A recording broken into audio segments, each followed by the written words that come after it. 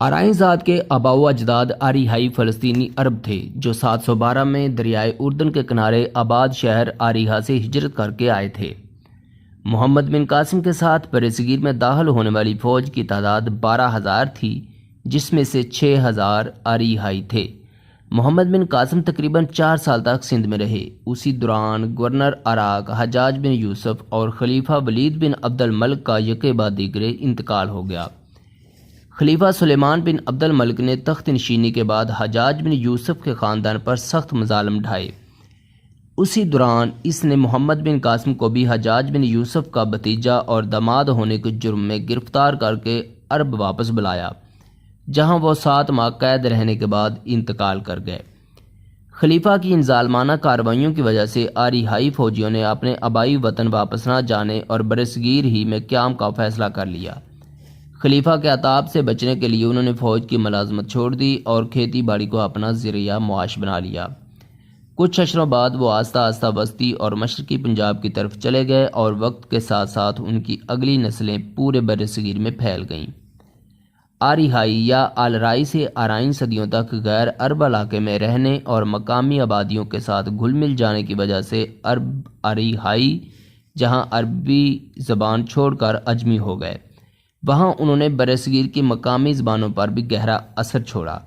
یہی وجہ ہے کہ برصغیر کی زبانوں میں بے شمار عربی الفاظ شامل ہوتے چلے گئے۔ مقامی لوگوں کے لیے عربی کے حرف ہا کا اصل تلفظ کرنا مشکل تھا اور لفظ آریہائی وقت کے ساتھ ساتھ آرائی، پھر آرائیں اور پھر بالآخر آرائیں بن گیا۔ آرائیں قوم کی تاریخ بہت پرانی ہے۔ یہ ایک زندہ دل قوم ہے۔ پاکستان بنانے میں آرائیں قوم کا سب سے زیادہ کردار ہے۔ 1857 کی تحریک آزادی میں پیلی بھیت، بریلی اور سرسا کے آرائیں خاندان پیش رہے ہیں۔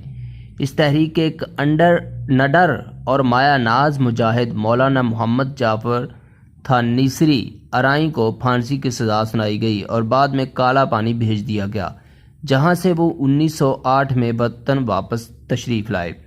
اس کے علاوہ تحریک آزادی میں آرائیں قوم کے افراد جناب میاں محمد حسین آرائیں، میاں عبدالباری آرائیں اور سردار محمد شفیع آرائیں نے بڑھ چڑھ کر حصہ لیا۔ اس کے بعد مجلس احرار کے صدر مولوی حبیب الرحمن لدھیانوی آرائیں اور جیوش احرار ہند کے سالار سردار محمد شفیع آرائیں نے بھی آزادی کے لیے بڑی قربانیاں دیں۔ اس کے بعد جب مسلم لیگ نے پاکستان کی آزادی کے لیے آواز اٹھائی تو اس وقت پنجاب حکومت میں آرائیں برادری کے معزز ارکان کی تعداد سب سے زیادہ تھی۔ یونینسٹ وزارت کو گرانے والے میاں افتخار الدین آرائیں نے خضر حیات وزیر اعظم پنجاب کو شکست دی۔